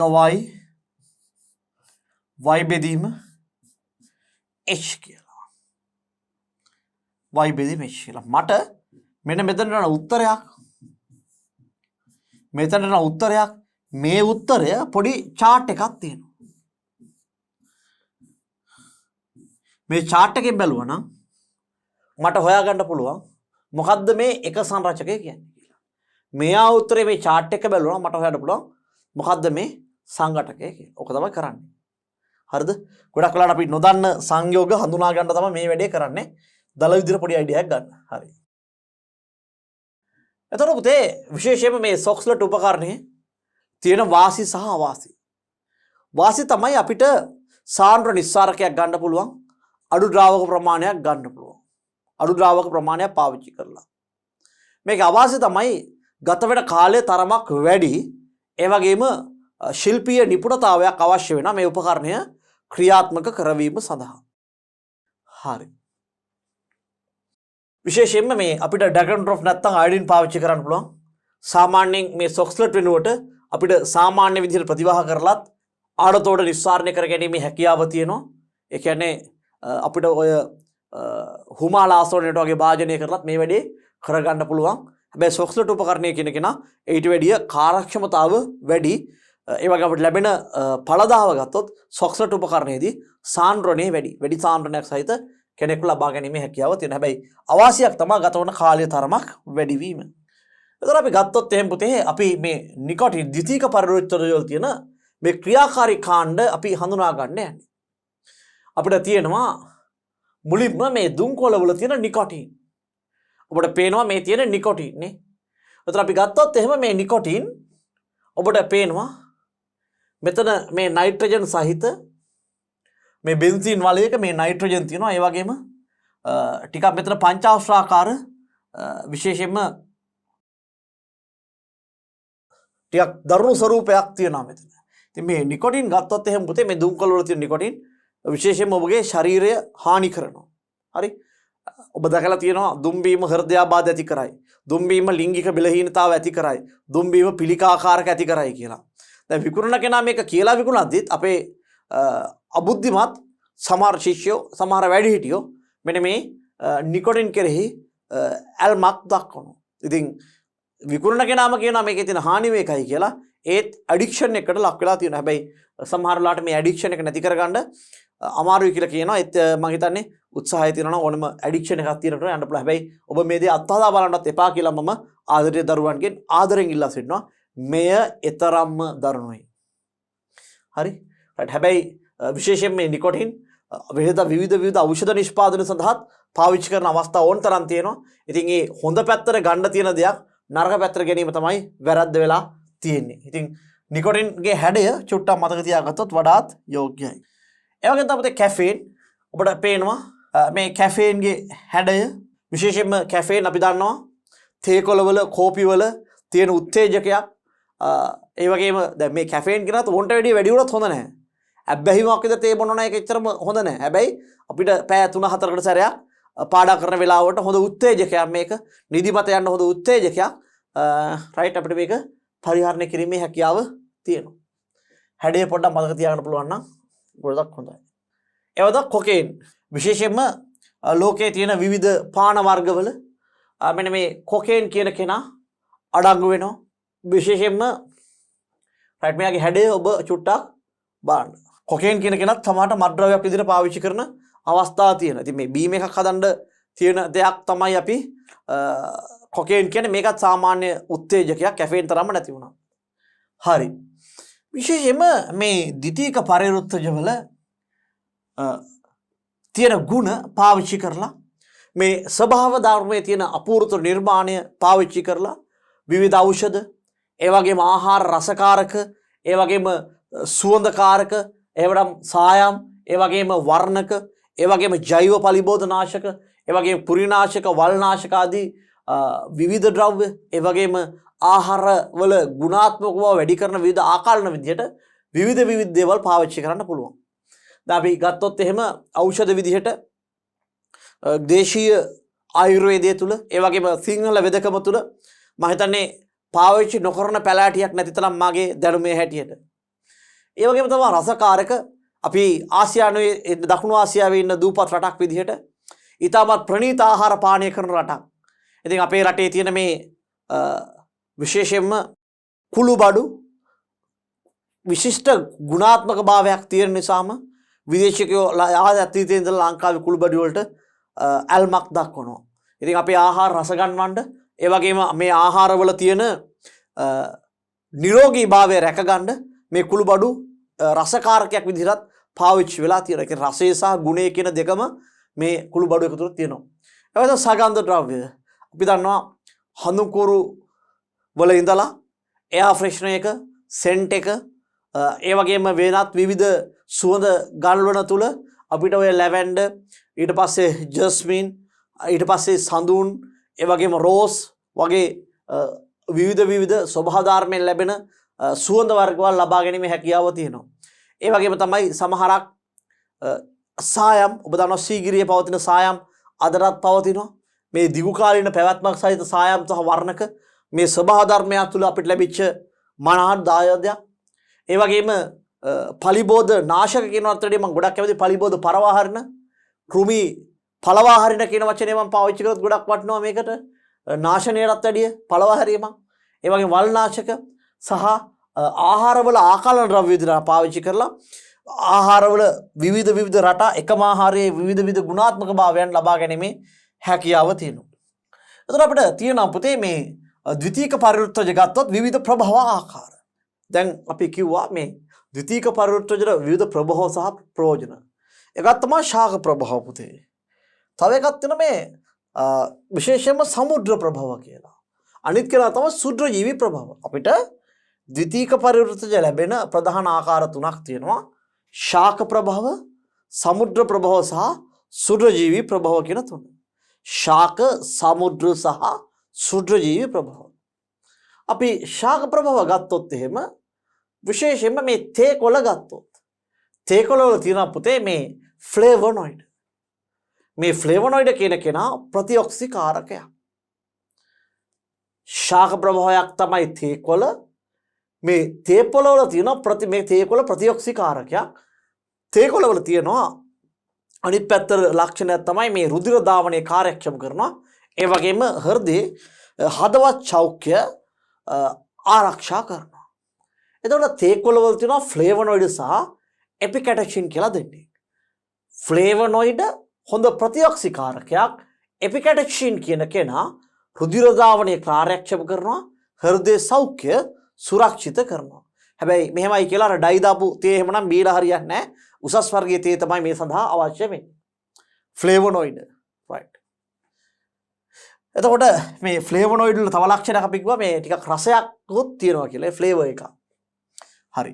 එතකොට මේ කොකෝවායට සහ තේ කොළ කියන දෙන්නගෙම ඉන්නවා මෙන්න මේ කැෆේන්. කැෆේන් කියන කෙනෙක් ඉන්නවා. කැෆේන් කියන කෙනත් ප්‍රතිඔක්සිකාරකයක්. ඒ වගේම හොඳ උත්තේජක ඖෂධයක්. කොකෝවාට වල තේ කොළ වල තියෙන කැෆේන් කියන කෙනා ප්‍රතිඔක්සිකාරකයක්. ඒ වගේම හොඳ උත්තේජක ඖෂධයක්. ඊළඟට තමයි මේ ජින්ජරෝල්. විශේෂයෙන්ම ජින්ජරෝල් තියෙන අපිට ඉඟුරු වල තියෙන ද්විතීක පරිවෘත්තජයක් තමයි මේ ජින්ජරෝල් කියලා කියන්නේ. විශේෂයෙන්ම මේ නිර්වේදනක සමන බැක්ටීරියා නාශකයක්. ඒ වගේම මේ ප්‍රතිපිලිකා ජනන ගුණවලින් යුක්ත වෙනවා. ඒක නිසා ඉස්සර ජනයා මේ ආහාර වලට තේ වලට ඉඟුරු එකතු කිරීම කරගෙන ගිහින් තියෙනවා. ඉතින් විශේෂයෙන්ම මේ ඉඟුරු කියන කෙනා ඔය අපි දන්නවා මේ නිර්වේදනක සමන. ඒ කියන්නේ ඔය බඩේ අමාරු එහෙම දේවල්, ඊට පස්සේ අපිට ඇඟේ තියෙන ඇඟපත අමාරු වගේ දේවල් සමනය කිරීමට ඉඟුරු වලට හැකියාව තියෙනවා. ඒ වගේම මේ ඉඟුරු වල තියෙන අනිත් විශේෂ ලක්ෂණයක් තමයි ගොඩක් වෙලට ඔබ දන්නවා නම් ඖෂධ විද්‍යාව වෙලා මේ පිළිකා වලට බෙහෙත් කරද්දී ඉඟුරු කියන කෙනා, අමු ඉඟුරු කියන කෙනා විශේෂයෙන් බෙහෙත් ඉඟුරු කියලා තියෙනවා. මේ බෙහෙත් ඉඟුරු සහ අමු ඉඟුරු සමහරට මිශ්‍රණ විදිහට වෙන වෙනම පාවිච්චි කරනවා. ඒතර ඉඟුරු වල තියෙන සංයෝගය තමයි ද්විතීක පරිවෘත්ත තමයි ජින්ජරෝල් කියලා කියන්නේ. ඒතර අපි දන්නවා මේ කරාමුණටි තෙල් අපි මේ වගේ ඉයුජිනෝල් කියන කෙනා නිස්සාරණය කරා. කරාමුණටි තෙල් අපි ගත්තොත් එහෙම සගන්ධකාරකයක්. ඒ වගේම රසකාරකයක්. ඒ වගේම මේ කරාමුණටි තෙල් කියන කෙනා විශේෂයෙන්ම වේදනානාශකයක් විදිහට වෛද්‍ය විද්‍යාව තුළ පාවිච්චි වෙනවා. ඒ වගේම නිර්වින්දකයක්. හරි. ඒ කියන්නේ ඉස්සර දත් කැක්කුව මෙහෙම හදද්දී කියනවා මේ කරාමුණට්ටක් තියාගන්න කියලා. එහෙම නැත්නම් කියන කරාමුණටි තෙල් ටිකක් ගන්න ඔය දත් කැක්කුව ලං කියලා. එතකොට මේ දතේ ලැබෙන වේදනාව වළක්වන්නත් කරාමුණටි තෙල් වලට හැකියාව තියෙනවා. හරි. එතකොට තේ කොළ වල තියෙනවා ෆ්ලේවොනොයිඩ්, එපිකැටැකින් සහ කැෆේන්. ෆ්ලේවනොයිඩ් කියන්නේ ප්‍රතිඔක්සිකාරකයක්, එපිකැටචින් කියන්නේ රුධිර ධාවනය කාර්යක්ෂම කරනවා සහ හෘද සෞඛ්‍ය රැකනවා. ඒ වගේම කැෆේන් කියන කෙනා ප්‍රතිඔක්සිකාරකයක් වගේම උත්තේජක ඖෂධයක්. තේ කොළ වලට අමතරව කොකෝආට තුලත් කැෆේන් අඩංගු වෙනවා. තේ කොළ වලට අමතරව කොකෝආට තුලත් කැෆේන් අඩංගු වෙනවා. ඉඟුරු කියන කෙනා තුල තියෙනවා ජින්ජරෝල් කියන කෙනා විශේෂම නිර්වේදනක සමන බැක්ටීරියා තියෙනවා. බැක්ටීරියා නාශකයක්. ඒ වගේම ප්‍රතිපිලිකා ජනන ගුණ වලින් යුක්ත වෙනවා ඉඟුරු. ඒක නිසා ඉඟුරු කියන කෙනා මම කියවා ප්‍රතිපිලිකාකාරක පිළිකා සඳහා ප්‍රතිකාරකෙදී පාවිච්චි වෙනවා කියලා. ඒ වගේම අපි ගත්තොත් මේ කරාඹු තෙල් මේවා විශේෂයෙන්ම යූජිනෝල් තමයි කරාඹු තෙල් වලින් අපි ගන්න ප්‍රධාන සංඝටකය. සගන්ධකාරකයක්, රසකාරකයක්, ඒ වගේම වෛද්‍ය විද්‍යාවේදී වේදනානාශකයක්, ඒ වගේම මම කියවා දත් කැක්කුමේදී මේ කරාඹු ඔබනවා විශේෂයෙන්ම නිර්වින්දනක. ඒ කියන්නේ නිර්වින්දනක කියන එකේ තේරුම මොකද්ද? හරි විඳවන එක නැති කරනවා වගේ නේ. ඒ කියන්නේ අපිට දැනෙන එක නැති වෙනවා විශේෂයෙන්ම දත් කැක්කුම මේක පාවිච්චි කරනවා. ඊළඟ පොතේ තියෙනවා මේ කුරුඳු පොතු වල තියෙන ප්‍රධාන කෙනෙක් තමයි මේ සිනමැල්ඩිහයිඩ් කියන කෙනා. සිනමැල්ඩිහයිඩ්. එතකොට මේ සිනමැල්ඩිහයිඩ් කියන කෙනා රසකාරකයක්. ඒ වගේම සුද්ධජීවී නාශක ගුණයක් තියෙනවා සිනමැල්ඩිහයිඩ් වල. ඒ වගේම දිලීර නාශක ගුණයක් තියෙනවා. ඒ වගේම මේ ප්‍රතිපිලිකා ජනන ගුණයකින්. ඒ කියන්නේ පිළිකාවට එරෙහිව මේ ප්‍රතිපිලිකා ජනන ගුණයකින් යුක්ත වෙනවා මෙන්න මේ කුරුඳු පොතු කියන කෙනා. එහෙනම් කුරුඳු පොතු කියන කෙනා රසකාරකයක්, සුද්ධජීවී නාශකයක්, ඒ වගේම දිලීර නාශකයක්, ඒ වගේම ප්‍රතිපිලිකා ජනන ගුණයකින් යුක්ත වෙනවා කුරුඳු පොතු වල. එහෙනම් කුරුඳු පොතු ආහාරයට යොදා ගැනීමෙන් මෙන්න මේ කියන ප්‍රයෝජන ගොඩක් අපිට ලැබෙනවා. ඊළඟට පුතේ අපි දන්නා මේ මෝෆින් සහ කෝඩින් තියෙන විශේෂයෙන්ම මේ පොපි කියන ශාකයේ කිරි වලින් ගන්නවා. හරි. එතන මේ මෝෆින් සහ කෝඩින් විශේෂයෙන්ම අපි දන්නවා මේ වේදනානාශක විදිහට තමයි පාවිච්චි වෙන්නේ. විශේෂයෙන්ම වේදනානාශක ඖෂධ වල අපි පේන් කිලර්ස් කියලා කියන්නේ. මෙන්න මේ පේන් කිලර්ස් වල තියෙනවා මෙන්න මේ මෝෆින් සහ කෝඩින්. එතකොට පුතේ අපි දන්නවා මේ ආඩතෝඩා පාවට්ටා මේකේ තියෙන මේ වැසිසින් සහ වැසිසිනෝන් කියන දෙන්න. මේ ආඩතෝඩා එහෙම නැත්නම් පාවට්ටා වල තියෙනවා වැසිසින් සහ වැසිසිනෝන් කියන දෙන්න. ආඩතෝඩා කියන්නේ පුතේ වේදනා නාශකයක්. හරි. අපි බලමු. එහෙනම් අපි කියවා සිනමැල්ඩිහයිඩ් කුරුඳු පොතු වල තියෙනවා සිනමැල්ඩිහයිඩ්, පොපි ශාකයේ තියෙනවා මොෆින් සහ කෝඩින්, ආඩතෝඩා වල තියෙනවා වැසිසින් සහ වැසිසිනෝන්. එතන අපි කුරුඳු පොතු ගත්තොත් එහෙනම් මේක රසකාරකයක්, ඒ වගේම සුද්ධ ජීව නාශකයක්, ඒ වගේම දිලීර නාශක සහ ප්‍රතිපිලිකා ජනක ගුණයකින් යුක්ත වෙනවා. ඒ වගේම මොෆින් සහ කෝඩින් අපි ගත්තොත් වේදනා නාශකයක්, ආඩතෝඩා අපි ගත්තොත් එහෙම වේදනා නාශකයක්. එතකොට අපි තේ කොළ වල ෆ්ලේවොනොයිඩ් තියෙනවා කිව්වා, එපිකැටචින් තියෙනවා කිව්වා, කැෆේන් තියෙනවා කිව්වා. ෆ්ලේවොනොයිඩ් ප්‍රතිඔක්සිකාරකයක්, එපිකැටචින් අපි කිව්වා රුධිර ධාවනය කාර්යක්ෂම කරනවා වගේම හෘද සෞඛ්‍ය රකින්නවා කියලා. අනිත් කෙනා තමයි කැෆේන් ප්‍රතිඔක්සිකාරකයක්, ඒ වගේ උත්තේජක සහ ඖෂධ ගුණයක් විදිහට පාවිච්චි කරනවා. තේ කොළ වලට අමතරව කොකෝආට තුලත් කැෆේන් තියෙනවා කියලා අපි කියවා. ඉඟුරු ගත්තොත් ඉඟුරු වල තියෙනවා ජින්ජරෝල්. විශේෂයෙන්ම ඉඟුරු නිර්වේදනක සමනක බැක්ටීරියා නාශක ගුණයකින් යුක්ත වෙනවා. ඒ වගේම මේ ප්‍රතිපිලිකා ජනක ගුණයකින්. ඒ කියන්නේ පිළිකාවලට ඇටැක් කරන ප්‍රතිපිලිකා ජනක ඒ ජනනය කරන කෙනේ පිළිකාවකට අභියෝග කරන කෙනෙකුට අපි කියනවා ප්‍රතිපිලිකා ජනනය කරනවා කියලා. හරි. ගුණයකින් යුක්ත වෙනවා. එතකොට අපි ගත්තොත් මේ යූජිනෝල් අපිට හම්බෙන්නේ කරාම නැටි වල. ඒතර කරාම නැටි දැම්මොත් අපිට ආහාර රස ගන්නවන්න පුළුවන්, සුවඳ ගන්නවන්න පුළුවන්. ඒ වගේම වේදනානාශකයක්, ඒ වගේම ඔය දත් කැක්කුම් වගේ දේවල් වලට නිර්වින්දකයක් විදිහට පාවිච්චි කරන්න පුළුවන් කියලා අපි කිව්වා. ඒතර කුරුඳු පොතු ගත්තොත් බොහෝ සෙයින් සමාන වෙනවා කරාම නැටි වලට. විශේෂම රසකාරකයක්, සුද්ධ ජීවී නාශකයක්, දිලීර නාශකයක්, ප්‍රතිපිලිකා ජනක ගුණයෙන් යුක්ත වෙනවා. සිනමැල්ඩිහයිඩ් තමයි තියෙන්නේ. පොපි ශාකයේ කිරි වල තියෙනවා මොෆින් සහ කෝඩින්. විශේෂයෙන් වේදනානාශක ඖෂධ නිෂ්පාදනයේදී පාවිච්චි වෙනවා. ඒ වගේම ආඩතෝඩා එහෙම නැත්නම් පාවට්ටා වල තියෙනවා වැසිසින් සහ වැසිනෝන්. මේවා හොඳ වේදනා නාශක. මේ වගේ හොඳට පාඩම් තියෙන්න ඕනේ. එතකොට පුතේ අපි ගත්තොත් එහෙම මේ සුද්ධ ජීවී ප්‍රභව එතකොට සුද්ධ ජීවීන්ගෙන් ගන්න ද්විතීයික පරිවෘත්තජ තියෙනවා. එකක් තමයි මේ පෙනිසිලියම් කියන දියරය. අපි ඒක පෙනිසිලින් කියලා කියනවා. හරි. මෙතන තියෙනවා. මේ පෙනිසිලියම් දියරෙන් අපිට ගන්න හැකියාව තියෙන මේ පෙනිසිලින්. පෙනිසිලින් කියන කෙනා හොඳ ඇන්ටිබයොටික් එකක්. එහෙම නැත්නම් ප්‍රතිජීවකයක්. අදටත් මේ පෙනිසිලින් සාමාන්‍ය පාවිච්චි කරන ප්‍රතිජීවකයක්. එතකොට අපි දන්නවා මේ ඇස්පර්ජිලස් කියන ජිලීරය මෙයා විශේෂයෙන්ම මේ ඇන්ට්‍රැක්විනෝන් එහෙම නැත්නම් මේ කොළසායම් කියලා අපි හඳුන්වනවා. ඇන්ට්‍රැක්විනෝන් විශේෂයෙන්ම මෙයාගෙන් හැකියාව තියෙනවා රසායනික සායම් වගේ මෙයා පරිසර දූෂකයක් නෙමෙයි. ඊටාම පරිසර හිතකාමී සායම් වර්ගයක් තමයි මේ ඇන්ට්‍රැක්විනෝන් වලින් ගන්න අපි කොළසායම් කියලා කියනවා. හරි. කොළසායම් කියන්නේ කොළපාට සායම් කියන එක නෙමෙයි මේ කොළ වලින් ගන්න සායම් කියන එක අදහස ඔය තියෙන්නේ. ඇස්පර්ජිලස් දිලිරෙන් තමයි ඇන්ට්‍රැක්විනෝන් කියන සායම් වර්ගය ගන්න. ඊට පස්සේ මේ ඩිස්කොලොමලයිඩ් අපිට මේ මුහුදු ස්පොන්ජි කියන ආහාරයෙන් එම ආහාර වලත් ගන්න මේ මුහුදු ස්පොන්ජි මේක අර්බුද නාශක ගුණයෙන් යුක්ත වෙනවා. විශේෂයෙන්ම ඔය අපි සිංහල භාෂාව කියන මල පනින කට්ටියට හරිද? ඒතකොට කේන්තියාව පාලනය කිරීම සඳහා විශේෂයෙන්ම මානසික රෝග වලටත් මෙන්න මෙයා පාවිච්චි වෙනවා මේ ඩිස්කොලොමලයිඩ් කියන සමුද්‍ර ප්‍රභවය මේක අපිට ලැබෙන්නේ මුහුදු අස්වැන්නේ.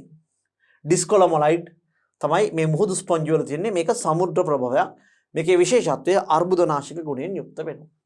එහෙනම් පෙනිසිලියම් දියරෙන් ගන්න පෙනිසිලින් කියන්නේ ප්‍රතිජීවකයක්. ඇස්පර්ජිලස් දිලීරය මේකෙන් ගන්න අපි ඇන්ට්‍රැක්විනෝන් කියන කොළ සායම් වර්ගය. එතකොට අපි මේ සායම් වලින් රසායනික සායම් වලින් මෙන් පරිසර දූෂණයක් සිද්ධ වෙන්නේ නැහැ. ඒ වගේ මේ මුහුදු ස්පොන්ජ් කියන කෙනා විශේෂයෙන්ම අර්බුදනාශකයෙන් යුක්තයි. අපි මුහුදු ස්පොන්ජ් වලින් ගන්න කෙනා සමුද්‍ර ප්‍රභාවයක් මේක ඩිස්කොලොමලයිඩ්. මේ දෙන්නම සුද්ධජීවීන්ගෙන් ගන්න මෙයා මුහුදෙන් ගන්නේ. රයිට්. එහෙමනම් අපි දන්නවා මේ ස්වභාව නිෂ්පාදන ක්‍රියාකාරීත්වය එකිනෙකට වෙනස්.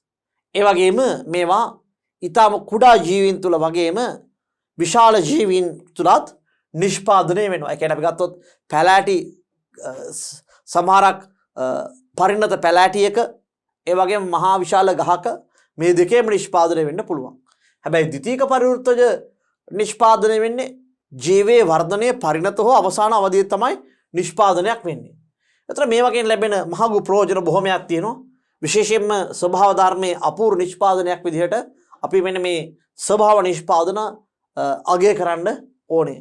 විශේෂයෙන්ම අපිට ආහාර රස ගන්නවන්න ඖෂධ විදිහට ඒ වගේම විවිධ රෝගවලට ප්‍රතිකාරයක් ලෙස රයිට් අපිට මේ සුවඳකාරකයක් ලෙස විවිධ ප්‍රයෝජන රාශියක් මෙන්න මේ ස්වභාව නිෂ්පාදන තුලින් මිනිසාට ලැබෙනවා. එතකොට අපි ගන්නවා මේ විශේෂයෙන්ම සායනික භාවිතයේදී පාවිච්චි කරන ඖෂධ වලින් 50%කටත් වැඩි ප්‍රමාණයක් ස්වභාව නිෂ්පාදන වල ව්‍යුත්පන්න. එහෙම නැත්නම් ඒ ස්වභාව නිෂ්පාදනයක් අපි විසින් කෘත්‍රිමව හදාගෙන තියෙනවා. ඒ කියන්නේ ස්වභාව නිෂ්පාදනයක් අපිට වල තියෙන ආකාරයටම අපි කෘත්‍රිමව ඒ නිෂ්පාදනය කරලා තියෙනවා. එතකොට අපි ගත්තොත් එහෙම අපේ ওই බෙහෙත් ගොඩක් දේවල් මේ ශාක ආශ්‍රයෙන් එහෙම නැත්නම් මේ සුද්ධජීවී ප්‍රභව වලින් එහෙම නැත්නම් මේ සමුද්‍ර ප්‍රභව වලින් තමයි ජනනය වෙලා තියෙන්නේ. මේ වගේ ಗುಣ හඳුනාගත්තට පස්සේ සමහර වෙලාවට අපිට ඒවා පරිසරයෙන් ගන්න පුළුවන් පරිසරයෙන් ගන්නවා. බැරි නම් මේවා ඊට සමාන ආකෘතීන් විද්‍යාගාර තුල නිෂ්පාදනය කරලා අර ගුණ වලට සමාන ගුණ ගන්න හැකියාව තියෙනවා. විශේෂයෙන්ම අපි ගත්තොත් එහෙම මේ ලෝක සෞඛ්‍ය සංවිධානය කියලා තියෙනවලු මේ සංවර්ධනය වන රටවල් වලින් 80%ක් මේ ප්‍රාථමික සෞඛ්‍ය ආරක්ෂණයේදී සහාය ගන්නේ සම්ප්‍රදායික වෙදකමෙන් කියලා. ඔබ දන්නවා අපේ දේශීය වෙදකම ගත්තොත් එහෙම ලංකාව ඉන්දියාව වගේ මේ රටවල් මේක සමහර වෙලාවට වසර 2000ක් 3000කටත් එහා පුරාණ ඍෂිවරුන්ගේ කාලය වෙනකම් යනවා. අපි ජීවක වෛද්‍යවරයා බුදුදාස වෛද්‍යවරයා වගේ කට්ටිය ගැන අපි අහලා තියෙනවා. ඒ කියන්නේ මේ වෙදකම අවුරුදු 100,000 ගාණක් යනවා විතරක් නෙමෙයි මේ ස්වභාව ධර්මයාගේ ආනුභාවයක් ලෙසින් තමයි අපිට මේ ඖෂධ කියන දේ ලැබිලා තියෙන්නේ. අදටත් අපි අපේ ගෙවල් වල අත් බෙහෙත් පාවිච්චි කරනවා. සමහර ඒවා අද්දුටුයි ප්‍රත්‍යක්ෂයි. සමහරක් වෙලාවට මේ ඔය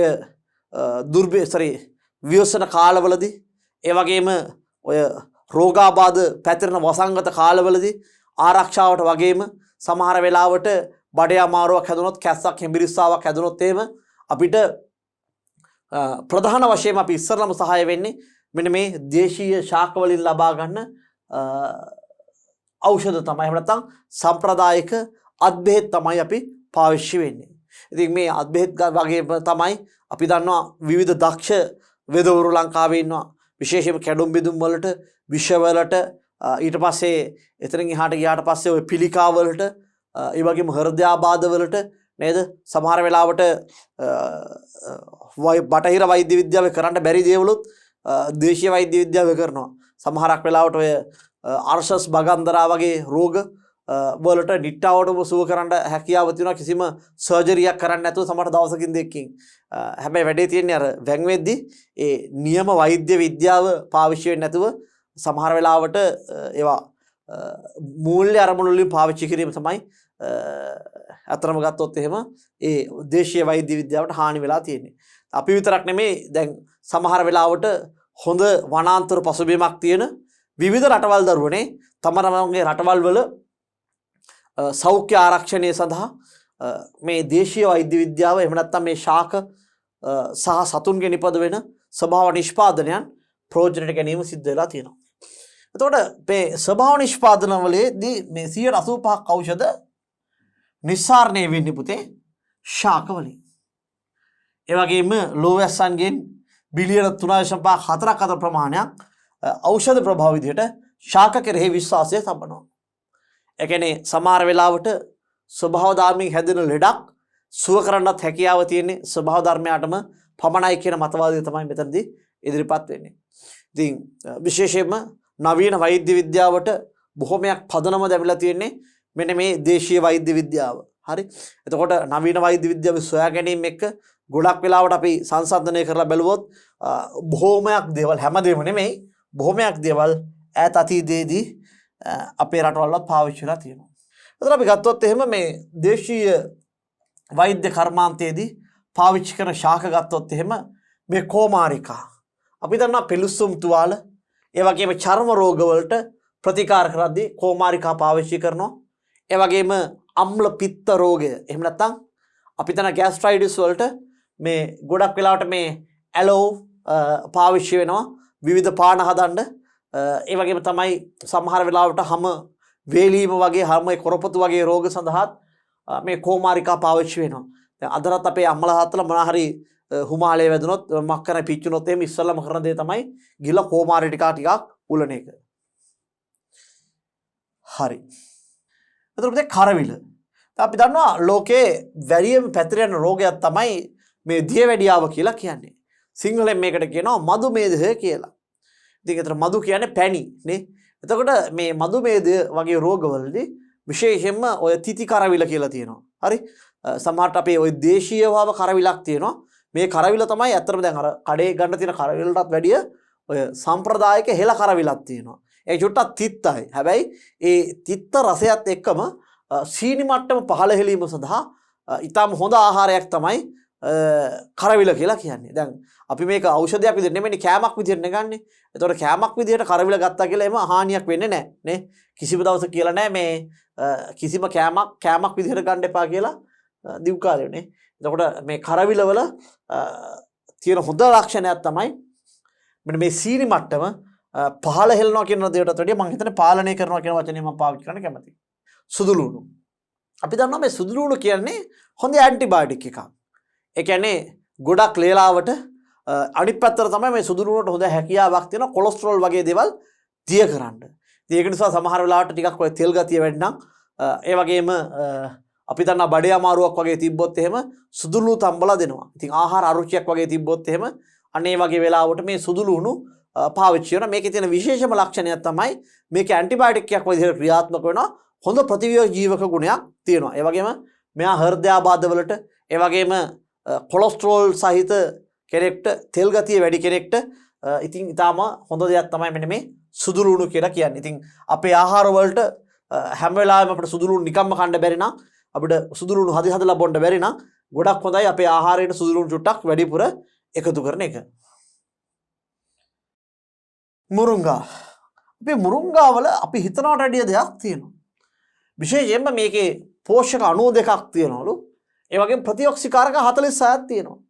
ඉතින් අපි ගත්තොත් එම් මේ ප්‍රතිශක්ති මේ පද්ධතිය පෝෂණය කරන අමයිනෝ අම්ල 18ක් ඒ වගේම අත්‍යවශ්‍ය කියන්නේ පිටතින් ගන්න ඕනේ අමයිනෝ අම්ල 9ක් මෙන්න මේ මුරුංගා තුල අඩංගු වෙනවලු. ඉතින් ඔබ දැකලා තියෙනවා සමහරක් වෙලාවට මේ මඤ්ඤොක්කා හැම උයද්දි අපේ අම්මලා මේ මුරුංගා කොළ ටිකක් එකතු කරලා දානවා. දැන් අද නම් මම දැකලා තියෙනවා ගොඩක් වෙලාවට දේශීය වෙළඳපොලේ මේ මුරුංගා කුඩු විදිහට මුරුංගා කොළ කුඩු විදිහට විවිධ කැඳ වර්ග විවිධ පාන වර්ග සඳහා දාලා තියෙනවා. ඉතින් මේ මුරුංගා කියන කෙනා පරිප්පු ටිකක් එක්ක එහෙම නැත්නම් හොද්දක් හදලා ඊටාම ප්‍රණීත විදිහට ගන්න පුළුවන්. ඊටාම මිලෙන් අඩු අපිට ගෙදර දොරේ පාව වගා කරන්න පුළුවන්. අතිශය පෝෂණ ගුණයෙන් යුක්ත ප්‍රතිඔක්සිකාර ගුණකින් යුක්ත කෙනෙක් තමයි මේක. විශේෂයෙන්ම ඔය නිර්මාංශක කෙනෙක්ට එහෙම ඊටාමත් හොඳ ප්‍රෝටීන් ලබා දෙන විශේෂයෙන්ම මේ ඇමයිනෝ අම්ල ලබා දෙන හොඳ පෝෂකයක් තමයි මෙන්න මේ මුරුංගා කියලා හිතන්නේ. මුරුංගා හිතනවට වඩා ගොඩක් පෝෂණ ගුණයෙන් වැඩි කෙනෙක්. අන්ත කොහොඹ. දැන් කොහොඹ වල නම් තියෙන ගුණය ඔබ දන්නවා. සමහර වෙලාවට මේ ලේ අපිරිසුදු වෙච්ච වෙලාවට ඒ වගේම හැමේ රෝගයක් එන වෙලාවට අපි ගොඩක් වෙලාවට කරන දේ තමයි මේ කොහොඹ පොතු තම්බලා බොන එක. ඉතින් විශේෂයෙන්ම මේ පණුව අමාරු ඉස්සර මාස 3කට සැරයක් මේ ඉස්කෝලේ නිවාඩු කාලවලට අපේ අම්මලා කිරි අම්මලා අල්ලලා මේ කොහොඹ පොතු පොවනවා. ඉතින් හරිම අමාරුයි බොන්න. හැබැයි එතනින් පස්සේ මම හිතන්නේ හෘදය බොහොම හොඳට පිරිසුදු වෙනවා. ටිකක් හොඳට කාර්යක්ෂම නම් බඩේ අමාරු ආහාර අරුචි වගේ ගොඩක් දේවල් යන්න පුළුවන්. ඒ වගේ මැලේරියාව ඔය රොමැටික් වුණ එහෙම නැත්නම් රුමැටික් වුණ කියලා කියනවා. ඒවා මේ චර්ම ආසාදවලදී ප්‍රතිකාරකයක් විදිහට පාවිච්චි කරනවා. විශේෂයෙන්ම ගොඩක් ඔය බෙහෙත් ඖෂධ සඳහා මේ කොහොම පොතු කොහොම මුල් ඒ වගේම කොහොම කොළ කියන ගොඩක් දේවල් පාවිච්චි වෙනවා. කොහොම පොතු තමයි ජනප්‍රිය විදිහට පාවිච්චි වෙන්නේ පානයවලදී. ඒ වගේම කොහොම කොළ ඔය බෙහෙත් විදිහට චර්ම රෝග නම් ඒ වගේ දේවල් වලදී තියන්න පාවිච්චි වෙනවා. ඉතින් කොහොම කියන කෙනා වලින් කොහොම තෙල් හදනවා බහලා තියෙනවා. කොහොම ඇටත් පාවිච්චි කරනවා කොහොම තෙල් හදන්න. එතකොට මේ විවිධ කොහොම ගා සම්පූර්ණම ඖෂධීය ගුණයෙන් යුක්ත ටිකක් තිත්ත ශාකයක් විදිහට තමයි අපි දකින්නේ. කොහොමනම් ඔබ ඖෂධ විදිහට පාවිච්චි කරලා ඇති. ඊළඟට පැපොල්. එතකොට අපි ගත්තොත් එහෙනම් මේ පැපොල් කියන කෙනා තුවාල සඳහා බෙහෙතක්. ඒ වගේම මේ ගස්ලබ්බු කියන කෙනා මෑත කාලයේදී ඔය ඩෙන්ගු රෝගය වගේ රෝග සඳහා ඊටම යෝග්‍ය විදිහට තමයි දැක්කේ. අන්තික පැපොල් ගෙඩි විශේෂයෙන්ම ગેස්ට්‍රයිටිස් සහිත රෝගීන් සඳහා ඊටම හොඳ පළතුරක් විදිහට තමයි දක්නට ලැබෙන්නේ. කහ. විශේෂයෙන්ම මේ කහ කියන එක අපේ මුතුන් මිත්තන්ගේ ආහාරයේ ප්‍රධාන අංගයක් වෙලා තිබ්බා. මේකට හේතුව තමයි ආහාර වලට එකක් තමයි කහ පැහැයක් දුන්නාම චුටි ආකර්ශනීය වර්ණයක් තියෙනවා. ඒ විතරක් නෙමෙයි මේ ආහාර ජීර්ණය, ඒ වගේම මේ අක්මාවේ ක්‍රියාකාරීත්වය වැඩි දියුණු කරන්න, ඒ වගේම මේ කහ කියන කෙනා විශේෂයෙන්ම වේදනා සමනයක් කරන්න, ඒ වගේම මේ සමහර ලාවට අක්‍රමවත් ආර්තව චක්‍රයක් තියෙන කෙනාට මේ ආර්තවය ක්‍රමවත් කිරීම සඳහා බොහෝ කාලයක සිට පරිහරණය කරලා තියෙනවා. ඉතින් අපි ගත්තොත් එහෙම මේ ඉස්සර ඔය කොකිස් හදද්දී පවා කහ ටිකක් වැඩිපුර දානවා. ඒ වගේම ඔය පරිප්පු හොද්දක්, අල හොද්දක් එහෙම ටිකක් මේ කහ ටිකක් හරියට වැටුනොත් එහෙම මාර ආකර්ශනීය දෙයක් තියෙන. ඒකට ඒ ඛණ්ඩ ටිකක් හිතෙන අපි එකට කියනවා මොකද්ද? හොඳ ඉම්ප්‍රෙෂන් එකක් හැදෙනවා අපිට. එතකොට අපි දන්නවා මේ සාම්ප්‍රදායික වෙදකමේ ඒ වගේම සමහරලාට ඔය දේශීය වෛද්‍ය විද්‍යාව තුළ ආහාර ජීර්ණය සහ විශේෂයෙන්ම ඔය liver fat එහෙම තියෙන කට්ටියට හරි සමහර දන්නවා මේ liver fat තියෙනවා fat livers තියෙනවා නම් එහෙම ඔය කකුල් එහෙම ටිකක් ඉදිමෙන ස්වභාවයක් තියෙනවා. ඉතින් මේකටත් මේ කහ කියන කෙනා ඊටම හොඳයි. ඒ වගේම වේදනා සමනයක් විදිහට කහ ආලේපනයක් විදිහට පාවිච්චි වෙන අවස්ථාවක් තියෙනවා. ඒ වගේම තමයි සමහරක් වෙලාවට ශරීරයේ විවිධ හෝමෝන අසමතුලිතතාවයන් නිසා මේ ආර්තව චක්‍රයේ අක්‍රමවත් වෙන වෙලාවල් වලට පාවිච්චි කරන්න බොහොමයක් හොඳ කෙනෙක් තමයි මෙන්න මේ කහ කියන කෙනා. එතකොට අපිට මේ ද්‍රාවක ගැන තමයි අපි දැන් කතා කරන්න යන්නේ. දරුවනේ අපි දන්නවා මේ ද්‍රාවක හොඳ ද්‍රාවකයක් කියන්න ගත්තොත් එහෙම මෙයාගේ විවිධ ගුණාංග තියෙනවා. අපිට එක එක වැඩේට එක එක ද්‍රාවක ගන්න වෙනවා. එතකොට මේ ද්‍රව්‍යතා වැඩි කෙනෙක් තමයි මෙන්න මේ ඇසිඩික් අම්ලය කියන කෙනා. හරි? එතකොට අපි අහලා තියෙනවා මේ like dissolve like. අපිට මෙතනදී විශේෂයෙන්ම මේ අපි හොඳ ද්‍රාවකයක් කිව්වොත් ඔන්න X කියලා ද්‍රව්‍යයක් තියෙනවා. Y කියලා ද්‍රාවකයක් තියෙනවා. මේක ද්‍රව වෙන්න පුළුවන්. මේක ඝනයක් වෙන්න පුළුවන්. එතකොට මෙන්න මේ දෙන්නගේ ද්‍රවීයතා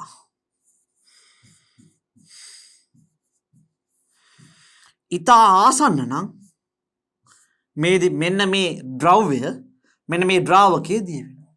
අපි මේකට කියනවා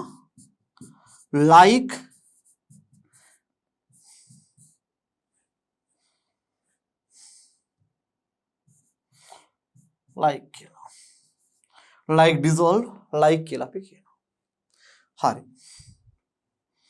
එතකොට සාමාන්‍ය ද්‍රවීයතාව වැඩි ද්‍රව්‍යයක් දිය වෙන්නේ ද්‍රවීයතාව වැඩි ද්‍රාවකයක් තුල.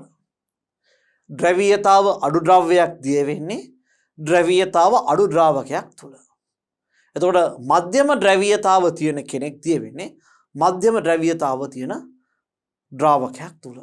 ඒතර ජලය ගත්තොත් එහෙම ජලයේ ගොඩක් වලට මධ්‍යම ප්‍රමාණය තමයි ජලය ගන්න. ජලයේ ගොඩක් දේවල් දිය වෙනවා. හරි. ඒතර ඇසිඩික් අම්ලය ගත්තොත් එහෙම මේ ඇසිඩික් අම්ලයේ තාපාංකය 118ක් විතර වෙනවා. මෙයා ද්‍රවීයතාව ටිකක් වැඩි කෙනෙක්. එතකොට මේක ඇසිඩික් කියන අම්ලය අපි දන්නවනේ සාමාන්‍ය විනාකිරනේ.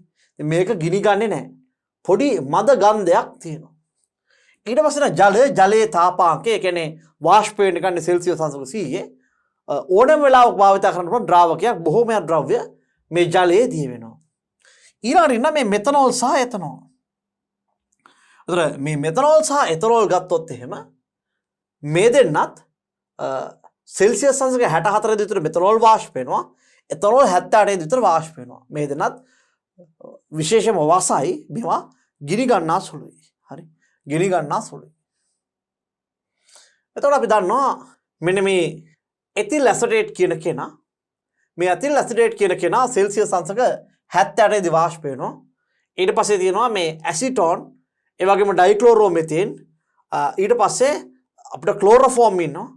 මෙයාලා තාපාංක ගත්තොත් මේ ඩයික්ලෝරෝමෙතේන් වල මේ ඊටම වාෂ්පශීලී. මේ සෙල්සියස් අංශක 41 දී මේක වාෂ්ප වෙනවා. මේවා ගිනි ගන්නා සුළුයි. ඇසිටෝන් කියන්නේත් ගිනි ගන්නා සුළුයි. එතකොට ක්ලෝරෝෆෝම් කියන්නේ ඉතා ගිනි ගන්නා සුළු කෙනෙක්. එතකොට අපි ගත්තොත් එහෙම මේ ඩයිඑතිල් ඊතර් සෙල්සියස් අංශක 35 දී වහා ගිනි ගන්න කෙනෙක් ඩයිඑතිල් ඊතර්. එතකොට අපි ගත්තොත් එහෙම මෙන්න මේ කාබන් ටෙට්‍රාක්ලෝරයිඩ් සහ හෙක්සේන් ගත්තොත් මෙයාලා නිර්ද්‍රවීයයි. ඒ වගේම බෙන්සීනුත් මේකට දාන්න පුළුවන්. බෙන්සීන් කියන්නේ නිර්ද්‍රවීය ද්‍රාවකයක්. එහෙනම් හෙක්සේන් කියන්නේ කාබන් ටෙට්‍රාක්ලෝරයිඩ් කියන්නේ නිර්ද්‍රවීයයි. හෙක්සේන් කාබන් ටෙට්‍රාක්ලෝරයිඩ් ඒ වගේ මේ ඩයිඑතිල් ඊතර කියන්නේ මේවා නිර්ද්‍රවීයයි. ඒ වගේම මේ ඇසිඩික් අම්ලය මෙතනෝල් එතනෝල් මේවා ද්‍රවීයතාව වැඩි කට්ටිය. හරි. එතකොට මේ ඩයිඑතිල් ඊතර ඊටම ගිනි ගන්නවා.